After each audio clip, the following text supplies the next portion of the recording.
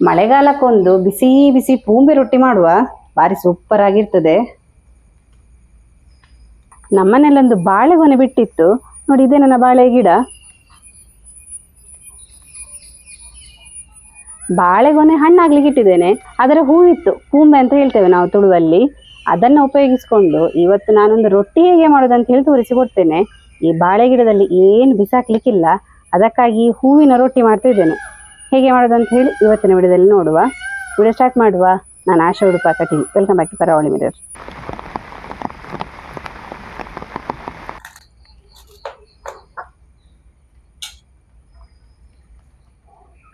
ಇದರ ಹೊರಗಿನ ಪತ್ರ ಎಲ್ಲ ತೆಗೆಯುವ. ನೋಡಿ, ಇದರ ನೀರನ್ನೆಲ್ಲ ನಾವು ಚೀಪ್ತಾ ಇದ್ವಿ, ಭಾರಿ ಸ್ವೀಟ್ ಇರ್ತದೆ. ಎಷ್ಟು ತೆಗಿಲಿಕ್ಕೆ ಆಗ್ತದೆ ಅಷ್ಟು ನಾವು ತೆಗೆಯುವ. ಈ ಪದರ ಎಲ್ಲ ತೆಗಿಬೇಕು. ನಮಗೆ ರೊಟ್ಟಿ ಮಾಡಲಿಕ್ಕೆ ಒಳಗಿದ್ದು ಮಾತ್ರ ಬೇಕು, ಪದರ ಎಲ್ಲ ಬೇಡ. ನೋಡಿ, ತೆಗಿತಾ ಹೋಗ್ಬೇಕಾದ್ರೆ ಕಲರ್ ಎಲ್ಲ ಚೇಂಜ್ ಆಗ್ತಾ ಬರ್ತದೆ. ಇದರ ಬುಡ ಎಲ್ಲ ಕಟ್ ಮಾಡುವ.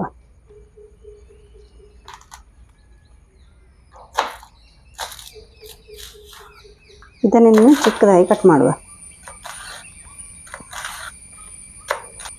ಎಷ್ಟು ಚಿಕ್ಕದಾಗ್ತದೆ ಅಷ್ಟು ಚಿಕ್ಕದಾಗಿ ಕಟ್ ಮಾಡಿದರೆ ಆಯಿತು. ನೋಡಿ, ನಾನು ಈ ಪಾತ್ರದಲ್ಲಿ ನೀರು ಹಾಕಿ ಸ್ವಲ್ಪ ಹುಳಿ ಮಜ್ಜಿಗೆಯನ್ನು ಸೇರಿಸಿದ್ದೇನೆ. ಇದರ ಒಳಗಡೆ ನಾವು ಈಗ ಕಟ್ ಮಾಡಿದಂಥ ಹೂವನ್ನು ಹಾಕಬೇಕು. ಕಣ್ಣೆಲ್ಲ ಬಿಟ್ಕೊಳ್ತದೆ ಈ ನೀರಿನಲ್ಲಿ. ಕೆಲವರು ಹೇಳ್ತಾರೆ ಈ ಹೂವೆಲ್ಲ ಸ್ವಲ್ಪ ಕಹಿ ಬರ್ತದೆ ಅಂತ ಹೇಳಿ. ಅದು ಈ ಕಣ್ಣೆರ ಸ್ವಲ್ಪ ಕಹಿ ಬರುವಂಥದ್ದು.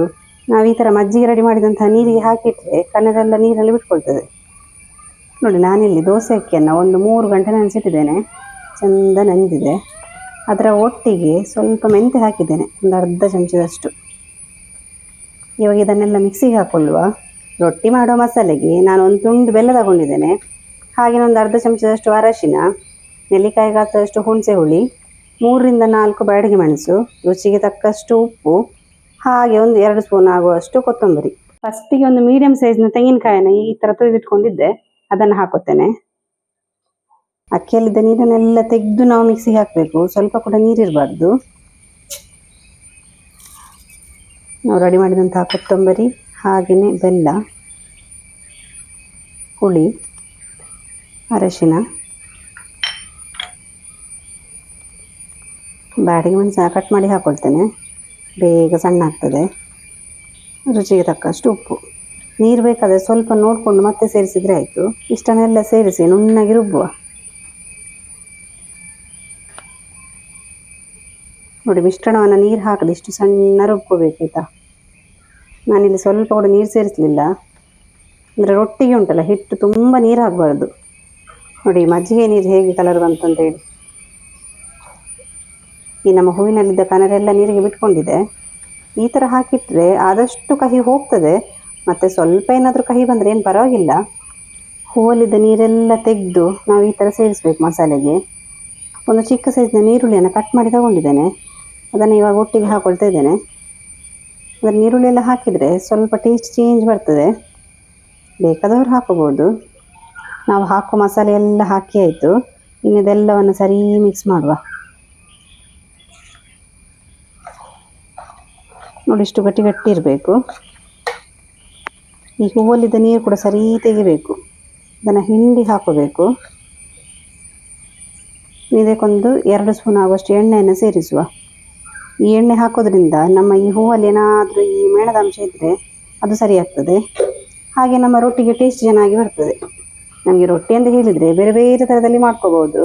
ಅಕ್ಕಿ ರೊಟ್ಟಿ ಎಲ್ಲ ಮಾಡಿದರೆ ಭಾರಿ ರುಚಿಯದ್ದು. ಮತ್ತು ಈ ರವೆ ರೊಟ್ಟಿ ಎಲ್ಲ, ಅದಕ್ಕಿಂತ ಎಲ್ಲ ಡಿಫ್ರೆಂಟ್ ಆದ ರೊಟ್ಟಿ ಇದು ಬಾಳೆ ಹೂವಿನ ರೊಟ್ಟಿ, ಪೂಂಬೆ ರೊಟ್ಟಿ ಅಂತ ಹೇಳ್ತೇವೆ. ಅದು ನಮ್ಮ ಆರೋಗ್ಯಕ್ಕೂ ಒಳ್ಳೆಯದು, ಟೇಸ್ಟ್ ಚೆನ್ನಾಗಿರ್ತದೆ. ಸ್ವಲ್ಪ ಬಾಳೆ ಎಲೆಯನ್ನು ಬಾಡಿಸುವ, ಆವಾಗ ಮಾತ್ರ ನಾವು ಹೇಳಿದಾಗೆ ಕೇಳ್ತದೆ ಆಯಿತಾ. ನಾನು ರೊಟ್ಟಿ ಮಾಡಲಿಕ್ಕೆ ಯಾವ ಸೈಜ್ ಬೇಕು ಆ ಸೈಜ್ಗೆ ಬಾಳೆ ಎಲೆಯನ್ನು ಕಟ್ ಮಾಡಿಕೊಂಡಿದ್ದೇನೆ. ಬಾಡಿಸಿದ ಬಾಳೆ ಎಲೆಗೆ ಸ್ವಲ್ಪ ಎಣ್ಣೆಯನ್ನು ಸವರ್ತಾ ಇದ್ದೇನೆ, ಅಂದರೆ ನಮ್ಮ ರೊಟ್ಟಿ ಬೇಗ ಬಿಟ್ಟು ಬರಲಿ ಅಂತ.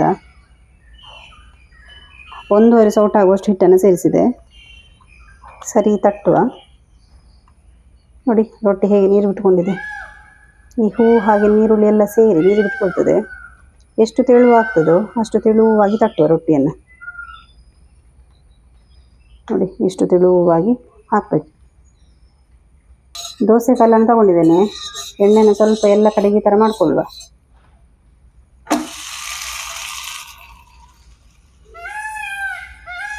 ಇದನ್ನು ಹಾಕಿ ಹಾಗೆ ಮುಚ್ಚಿಡುವ. ನಮ್ಮ ರೊಟ್ಟಿ ಉಂಟಲ್ಲ ಈ ಎಲೆಯಲ್ಲೇ ಬೇಯಬೇಕು.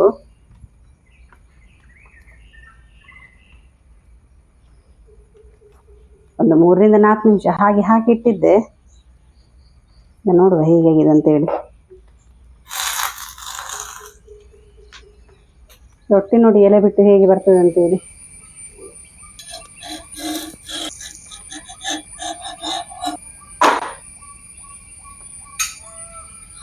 ಇದೇ ರೀತಿ ಎಲ್ಲ ರೊಟ್ಟಿಯನ್ನು ಹಾಕೊಳ್ಳುವ.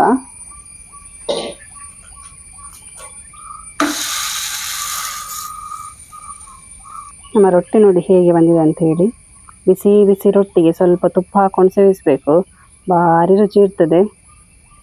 ನಮ್ಮ ಪೊಂಬೆ ರೊಟ್ಟಿ ಹೇಗೆ ಬಂದಿದೆ ಅಂತ ಹೇಳಿ ನೀವೇ ನೋಡಿದ್ರಿ, ಎಷ್ಟು ಚಂದ ಸಾಫ್ಟ್ ಆಗಿ ಬಂದಿದೆ, ಅಷ್ಟೇ ರುಚಿ ಇರ್ತದೆ. ನೀವು ಕೂಡ ಒಂದ್ಸಲ ಟ್ರೈ ಮಾಡಿ ನೋಡಿ ಆಯಿತಾ. ಹಾಗೆ ಹೇಗೆ ಬಂದಿದೆ ಅಂತೇಳಿ ನನಗೆ ಕಮೆಂಟ್ ಮೂಲಕ ತಿಳಿಸಿ. ನಾನು ಇದೇ ಥರ ಇಂಟ್ರೆಸ್ಟಿಂಗ್ ವಿಡಿಯೋದೊಂದಿಗೆ ಮುಂದೆ ಸಿಗ್ತಾ ಇರ್ತೇನೆ. Thank you.